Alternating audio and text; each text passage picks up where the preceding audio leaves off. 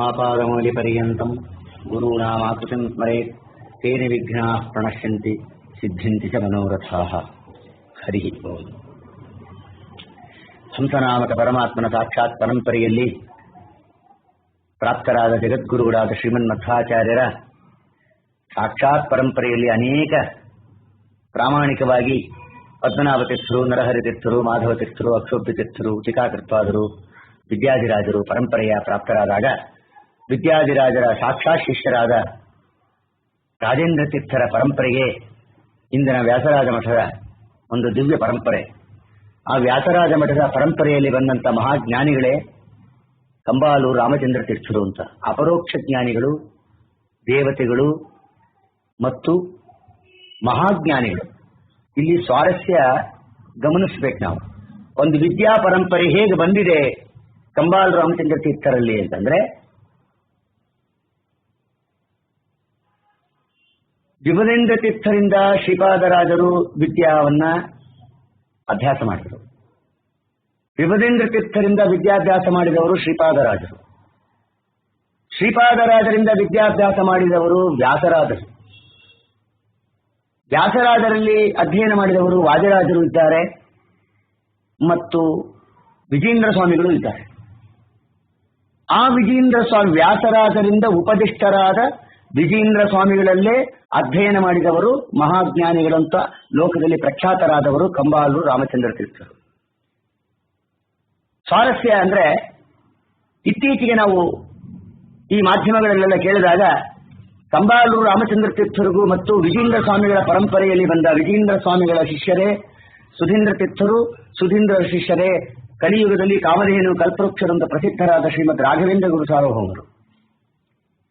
ಒಂದು ವಿಚಾರವನ್ನ ನಾವು ಮನಸ್ಸಿನಲ್ಲಿ ಇಟ್ಕೋಬೇಕು. ಅನೂಚಾನವಾಗಿ ಹಿಂದಿನಿಂದ ವ್ಯಾಸರಾಜ ಮಠಕ್ಕೂ ಮತ್ತು ರಾಯರ ಮಠಕ್ಕೂ ಇದ್ದ ಸಂಬಂಧ ಅಣ್ಣ ತಮ್ಮಂದಿರ ಸಂಬಂಧ ಅಂತಂದು ಹಿಂದಿನಿಂದ ತುಂಬಾ ಹಿರಿಯರೆಲ್ಲ ಹೇಳ್ತಾ ಬಂದಿದ್ದಾರೆ.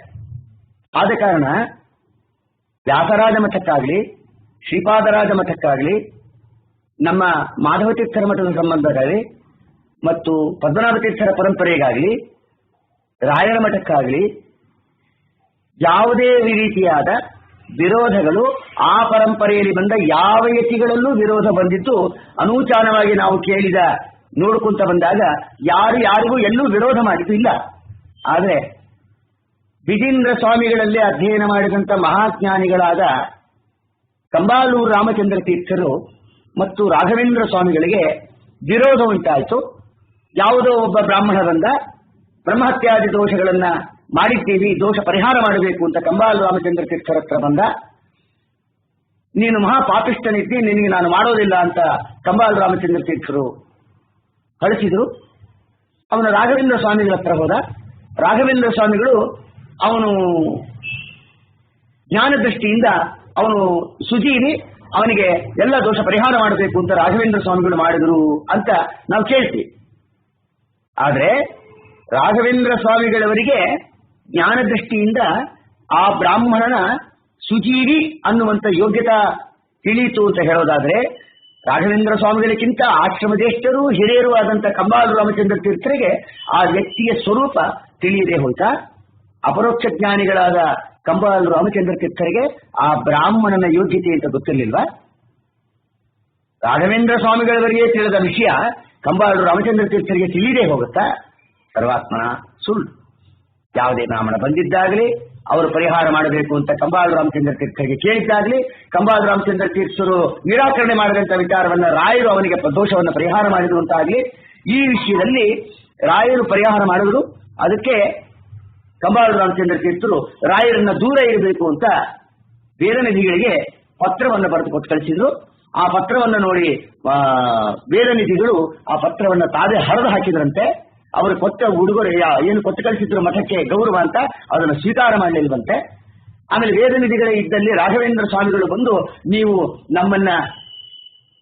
ನಾವು ಆ ಬ್ರಾಹ್ಮಣನ ದೋಷವನ್ನ ಪರಿಹಾರ ಮಾಡಿದ್ದಕ್ಕೆ ನಿಮ್ಮ ಸಮ್ಮತಿ ಇದ್ದಿದ್ದಕ್ಕೆ ನಮಗೂ ತುಂಬಾ ಸಂತೋಷ ಆಯಿತು ಅಂತ ಹೇಳಿ ರಾಘವೇಂದ್ರ ಸ್ವಾಮಿಗಳು ವೇದನಿಧಿಗಳಿಗೆ ಆಲಿಂಗನ ಮಾಡಿಕೊಂಡು ಅವರ ಸ್ನೇಹವನ್ನು ಮುಂದುವರಿಸಿದ್ರು ಅಂತ ಹೇಳ್ತಾರೆ. ಇದೆಲ್ಲ ಒಂದು ಕಟ್ಟುಕತೆ. ಇದು ಪರಂಪರೆಯಲ್ಲಿ ನಡೆದ ಕಥೆಯಲ್ಲ, ಇದು ಪ್ರಕ್ಷಿಪ್ತ. ಸರ್ವಾತ್ಮನ ಹಿಂದಿನಿಂದ ವ್ಯಾಸರಾಜ ಮಠಕ್ಕೂ ರಾಯರ ಮಠಕ್ಕೂ ಅಣ್ಣ ತಮ್ಮಂದಿರ ಮಠ ಅಂತ ಹಿಂದಿನ ಹಿರಿಯರು ಅಪರೋಕ್ಷ ಜ್ಞಾನಿಗಳಿಂದನೇ ಹೇಳ್ತಾ ಬಂದಿರುವಂತಹ ಮಾತು. ಇಂತಹ ಸಂದರ್ಭದಲ್ಲಿ ಸರ್ವಾತ್ಮನ ರಾಮಚಂದ್ರ ತೀರ್ಥರಿಗಾಗಲಿ ರಾಘವೇಂದ್ರ ಸ್ವಾಮಿಗಳಿಗಾಗಲಿ ಯಾವುದೇ ರೀತಿಯಾದ ವಿರೋಧಗಳು ಇರಲಿಲ್ಲ. ಆದ್ದರಿಂದ ರಾಘವೇಂದ್ರ ಸ್ವಾಮಿಗಳು ಮತ್ತು ರಾಮಚಂದ್ರ ತೀರ್ಥರೇ ಅಪಾರ ಭಕ್ತಿ ಉಳ್ಳಂತವರು. ಕಾರಣ ರಾಘವೇಂದ್ರ ಸ್ವಾಮಿಗಳಿಗೂ ಒಂದು ಮಾತು ಇದೆ, ಅದಕ್ಕೆ ಹೆಚ್ಚಿನ ಪ್ರಮಾಣವನ್ನು ನಾವು ಹುಡುಕಬೇಕು. ಆದರೆ ರಾಘವೇಂದ್ರ ಸ್ವಾಮಿಗಳಿಗೆ ಕಂಬಾಲೂರು ರಾಮಚಂದ್ರ ತೀರ್ಥರು ರಾಯರ ಚಿಕ್ಕ ವಯಸ್ಸಿನಲ್ಲಿ ವ್ಯಾಕರಣ ಚಿಂತನೆ ಪಾಠವನ್ನು ಹೇಳ್ತಾ ಇದ್ರು ಅಂತ ಒಂದು ಮಾತು ನಾವು ಕೇಳಿದ್ದೇವೆ. ಆದ್ದರಿಂದ ಸರ್ವಾತ್ಮನ ರಾಮಚಂದ್ರ ತೀರ್ಥರಿಗಾಗಲಿ ರಾಘವೇಂದ್ರ ಸ್ವಾಮಿಗಳಿಗಾಗಲಿ ಯಾವುದೇ ರೀತಿಯಾದ ವಿರೋಧಗಳು ಇರಲಿಲ್ಲ. ಈ ವಿರೋಧ ಇತ್ತು ಅಂತ ಯಾರಾದರೂ ಹೇಳಿದ್ರೆ ಅದು ಒಂದು ಕಟ್ಟುಕತೆಯೇ ಹೊರತು ಅದು ಸಜ್ಜನರು ಆ ಕಥೆಗಳನ್ನೆಲ್ಲ ಸ್ವೀಕಾರ ಮಾಡಬಾರದು. ಸರ್ವಾತ್ಮನ ರಾಮಚಂದ್ರ ತೀರ್ಥರು ಅಪರೋಕ್ಷ ಜ್ಞಾನಿಗಳು. ಒಂದು ವಿಚಾರ, ಜಡವಾದ ಒಂದು ಕಲ್ಲನ್ನ ಆಕಾಶದಲ್ಲಿ ಅಂತರಾಲಯ ಕೆಷ್ಟ ಅಂತ ನಿಲ್ಲಿಸಿದವರು ಮತ್ತು ಸಂಪ್ರದಾಯ ಪ್ರವರ್ತಕರು, ಪರವಾದಿಗಳ ನಿಗ್ರಹ ಮಾಡುವುದರಲ್ಲಿ ಮಹಾಶೌಂಡರು ಆದಂತ ಕಂಬಾಲೂರು ರಾಮಚಂದ್ರ ತೀರ್ಥರು ಪಾದಕ್ಕೆ ಬರ್ರಿ ಅಂತ ಕರೆದ್ರೆ ಓಡಿ ಓಡಿ ಹೋಗ್ತಾ ಇದ್ರು ಅನ್ನುವಂಥ ಅಪಹಾಸ್ಯದ ಕಥೆಗಳನ್ನೆಲ್ಲ ಅವರವರ ಗುರುಗಳನ್ನ ವೈಭವೀಕರಣ ಮಾಡಬೇಕು ಅಂತ ಹೇಳಿ ಮಹಾಜ್ಞಾನಿಗಳಾದ ರಾಮಚಂದ್ರ ತೀರ್ಥರಿಗೆ ಅಪಮಾನ ಮಾಡೋದು ತತ್ತತ್ತ ದ್ವೇಷ ಏವಚ ಅಂತ ಶ್ರೀಮದಾಚಾರ್ಯ ಹೇಳದಂತೆ ಅದು ನವವಿಧವಾದ ದ್ವೇಷಗಳಲ್ಲಿ ಪರ್ಯವಸಾನ ಆಗತ್ತೆ. ಆದ್ರಿಂದ ಸರ್ವಾತ್ಮನ ಹಿರಿಯರ ದೋಷಣೆ ಅನ್ನೋದು ನಾವು ಎಂದಿಗೂ ಮಾಡಬಾರದು. ದೊಡ್ಡವರ ಸ್ಮರಣೆ, ದೊಡ್ಡವರ ಕರುಣೆ, ದೊಡ್ಡವರ ಅನುಗ್ರಹ ನಮಗಿರಬೇಕು ಅನ್ನೋದು ಸದಾ ನಾವು ಚಿಂತಿಸಬೇಕು. ಶ್ರೀಪಾದರಾಜರು ಮಹಾಜ್ಞಾನಿಗಳು. ಶ್ರೀಪಾದರಾಜರದು ಮತ್ತೊಬ್ಬರ ಹತ್ರ ಹೋಗಿ ಸುಧಾ ಪರೀಕ್ಷೆ ಕೊಡುವ ಅವಶ್ಯಕತೆ ಅವರಿಗೆ ಇರಲಿಲ್ಲ. ಶ್ರೀಪಾದರಾಜರಿಗೆ ಪಾಠ ಹೇಳಿದವರು ವಿಭುಧೇಂದ್ರ ತೀರ್ಥ ಅಂತ ಮಹಾಜ್ಞಾನಿಗಳು. ವಿಭುಧೇಂದ್ರ ತೀರ್ಥರು ಯಾರ ಶಿಷ್ಯರು? ರಾಮಚಂದ್ರ ತೀರ್ಥರ ಶಿಷ್ಯರು. ರಾಮಚಂದ್ರ ತೀರ್ಥರು ಅಂತಂದ್ರೆ ಮಹಾನುಭಾವರವರು. ಪದ್ಮನಾಭ ತೀರ್ಥರು, ನರಹರಿ ತೀರ್ಥರು, ಮಾಧವ ತೀರ್ಥರು, ಅಕ್ಷೋಭ್ಯ ತೀರ್ಥರು, ಜಯತೀರ್ಥರು, ವಿದ್ಯಾಧಿರಾಜರು, ಕವೀಂದ್ರರು, ವಾಗೀಶರು, ರಾಮಚಂದ್ರ ತೀರ್ಥರು. ಅಂಥ ಸತ್ಪರಂಪರೆ ಹಂಸನಾಮಕ ಪರಮಾತ್ಮನ ಸಾಕ್ಷಾತ್ ಶ್ರೀಮದಾಚಾರ್ಯರ ಸಾಕ್ಷಾತ್ ಪರಂಪರೆಯಲ್ಲಿ ಬಂದ ಪ್ರಾಮಾಣಿಕವಾದ ವಿದ್ಯೆಯನ್ನ ಅಭ್ಯಾಸ ಮಾಡಿದಂಥ ಮಹಾಜ್ಞಾನಿಗಳು ವಿಭುಧೇಂದ್ರರು. ಅಂಥವರಿಂದ ಉಪದಿಷ್ಟರಾದ ಶ್ರೀಪಾದರಾಜರಿಗೆ ಶ್ರೀಪಾದರಾಜರು ಅಂತ ಬಿರುದು ಕೊಟ್ಟಿದ್ದು ವಿಭುಧೇಂದ್ರ ತೀರ್ಥರು ಅಂತ ರಾಯರ ಮಠದ ಪರಂಪರೆಯಲ್ಲಿ ಬಂದಂತ ಪರಮಪೂಜ್ಯರಾದ ವಾಗೀಂದ್ರ ತೀರ್ಥರು ಅವರು ರಾಘವೇಂದ್ರ ಮಠದ ಅರ್ಚಾಗತಿ ಕ್ರಮ ಎಂಬ ಗ್ರಂಥದಲ್ಲಿ ಸ್ಪಷ್ಟವಾಗಿ ನಿರೂಪಣೆ ಮಾಡ್ತಾರೆ. ವ್ಯಾಸರಾಜರಂತ ಮಹಾಜ್ಞಾನಿಗಳನ್ನ ಲೋಕಕ್ಕೆ ಕೊಟ್ಟಂತ ಯಾವ ಶ್ರೀಪಾದರಾಜರು, ಯಾವ ವಿಭುಧೇಂದ್ರ ತೀರ್ಥರಿಂದ ಶ್ರೀಪಾದರಾಜರು ಅಂತ ಬಿರುದಾಂಕಿತರಾಗಿದ್ದಾರೋ ಅಂಥ ವಿಭುಧೇಂದ್ರರಿಗೆ ನಮಸ್ಕಾರ ಅಂತ ಸ್ತೋತ್ರ ಮಾಡಿದ್ದು ನಮಗೆ ರಾಘವೇಂದ್ರ ಮಠದ ಅರ್ಚಾಗತಿ ಕ್ರಮದಲ್ಲಿ ಶ್ರೀಮದ್ ವಾದೀಂದ್ರ ತೀರ್ಥ ಶ್ರೀಪಾದಂಗಳವರು ನಮಗೆ ತಿಳಿಸಿದ್ದಾರೆ ಗ್ರಂಥದಲ್ಲಿ. ಆದ್ದರಿಂದ ದೊಡ್ಡವರ ಬಗ್ಗೆ ದೊಡ್ಡವರು ಅಂತ ನಾವು ಅನುಸಂಧಾನ ಮಾಡಬೇಕೇ ಹೊರತು ಸರ್ವಾತ್ಮನ ಶ್ರೀಪಾದರಾಜರಾಗಲಿ, ವ್ಯಾಸರಾಜರಾಗಲಿ, ಕಂಬಾಲು ರಾಮಚಂದ್ರ ತೀರ್ಥರಾಗಲಿ, ರಾಘವೇಂದ್ರ ಸ್ವಾಮಿಗಳಾಗಲಿ, ವಾದಿರಾಜರಾಗಲಿ ಯಾರದೇ ವಿಚಾರಗಳಲ್ಲಿ ಅವರೆಲ್ಲ ದೇವಾಂಶ ಸಂಭೂತರು, ಅವರೆಲ್ಲ ದೊಡ್ಡವರು, ಅಪರೋಕ್ಷ ಜ್ಞಾನಿಗಳು, ಪರಮಾತ್ಮನ ವಾಯುದೇವರ ವಿಶೇಷ ಅನುಗ್ರಹಕ್ಕೆ ಪಾತ್ರರು, ಶ್ರೀಮದಾಚಾರ್ಯರ ಸಾಕ್ಷಾತ್ ಪರಂಪರೆಯಲ್ಲಿ ಬಂದ ಪೀಠಾಧಿಪತಿಗಳು. ಆದ್ದರಿಂದ ಅಂಥವರ ಬಗ್ಗೆ ಯಥಾರ್ಥವಾದ ಜ್ಞಾನದಿಂದ ನಾವು ಅವರನ್ನ ಉಪಾಸನೆಯನ್ನು ಮಾಡ್ತಾ ಅವರ ಅನುಗ್ರಹಕ್ಕೆ ಪಾತ್ರರಾಗಬೇಕೇ ಹೊರತು ಅವರಿಗೆ ವಿರೋಧವಾದ ಮಾತನ್ನು ಆಡಿ ಪಾಪ ಸಂಪಾದನೆ ಮಾಡುವಂತ ಒಂದು ಪಾಪಕರ್ಮಕ್ಕೆ ಕೈ ಹಾಕಬಾರದು ಅಂತ ನಾವು ಪ್ರಾರ್ಥನೆ ಮಾಡಿಕೊಂಡು ಇನ್ನೊಂದು ವಿಚಾರವನ್ನ ನಾವು ತುಂಬಾ ಗಮನಿಸಬೇಕು. ಈಗೆಲ್ಲ ಲೌಕಿಕದಲ್ಲಿ ಜಗದ್ಗುರು ಶ್ರೀಮನ್ ಮಧ್ವಾಚಾರ್ಯ ಮೂಲ ಮಹಾ ಸಂಸ್ಥಾನ ಅನ್ನೋದು ಅನೂಚಾನವಾಗಿ ಬಂದ ಶಬ್ದ. ನಾವು ಜಗದ್ಗುರು ಜಗದ್ಗುರು ಜಗದ್ಗುರು ಅನ್ನೋ ಶಬ್ದ ಎಲ್ಲ ಆಡ್ತೀವೋ ಅಲ್ಲಿ ಮಧ್ವಾಚಾರ್ಯರು ಬರಬೇಕೇ ಹೊರತು ಮತ್ತೊಬ್ಬರ ಹೆಸರು ಹಾಕುವಂತೆ ಇಲ್ಲ. ನ್ಯಾಯವಾಗಿ ಶ್ರೀ ಜಗದ್ಗುರು ಶ್ರೀಮನ್ ಮಧ್ವಾಚಾರ್ಯ ಮೂಲ ಮಹಾ ಸಂಸ್ಥಾನ ಅಂತಾನೆ ಹೇಳೋದು.